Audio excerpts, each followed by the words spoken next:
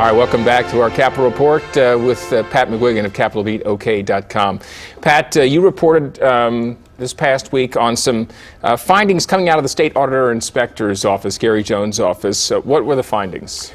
I'll be doing some more reporting, too, on some of the things that didn't get as much attention at the press conference. But the bottom line, it was very interesting because he noted that when he came into office 2 years ago this week, along with the other state officials, when he came into office, only 25 of the 77 counties were compliant with the regular audit cycle.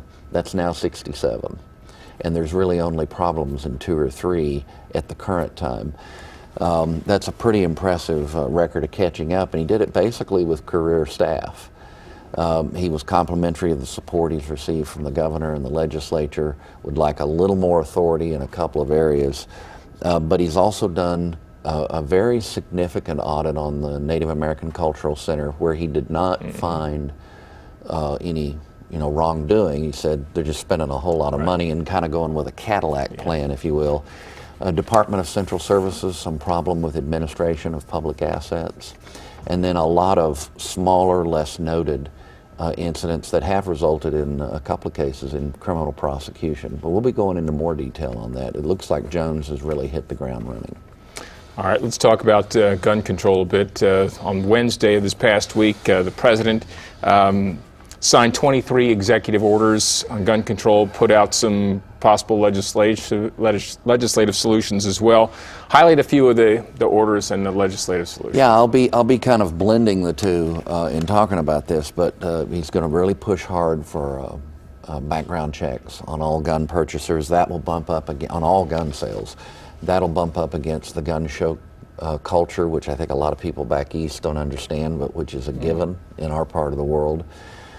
It'll also bump up, though, against internet sales, which are kind of robust and open in all things, not just in guns. That'll be interesting to watch what the pushback is on that from the internet side of things. Proposals to limit the amount of ammunition in clips.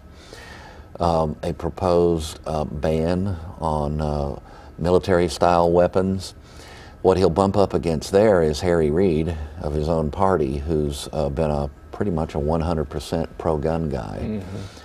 And the record of the last time these kinds of regulations were in place, which was it didn't have an effect on the crime level.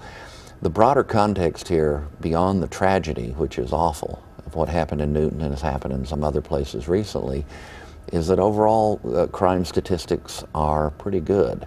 And that leads some people to believe that what's needed is a narrower focus on making schools safer, making sure, and this is one of his executive orders, to push down through the education department to make sure that schools all have emergency response plans so that they can react in real time in a way they've already thought through.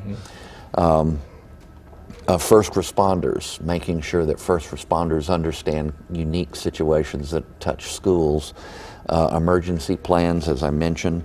Mental health services. This is an area where he may get a lot more support than in other areas. He's going to get a lot of pushback on the Second Amendment basis from the NRA and others, but on making sure that mental health professionals and educators can inform public officials when someone's making dire threats, and that you don't bump up against student confidentiality requirements. That's going to be one of the things that plays out. So I think there's going to be a lot of fighting over this, but some of these proposals will no doubt go through and his executive order simply be upheld. I will say this comes in the context of an incredible surge the Oklahoman reported on in a fine piece of journalism on the raw numbers.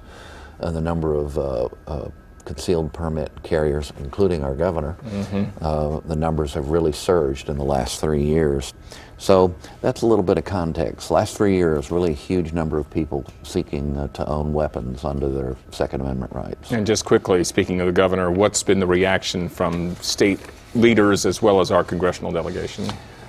Our congressional delegation, which is often unified, is unified on this, very critical of the president's proposal, some a bit stronger in their criticism than others. And Governor Fallin, made a point of talking about being a gun owner herself. So Oklahoma's going to be pushing back against this. By the way, we'll talk later about Todd Lamb's project, Right. which is bipartisan, to promote school safety. Not so much the gun issue, but safety within the school system. Good. All right. Well, you can read more about these and other topics at capitalbeatok.com. For Pat McGuigan, I'm Alex Cameron. Have a great day.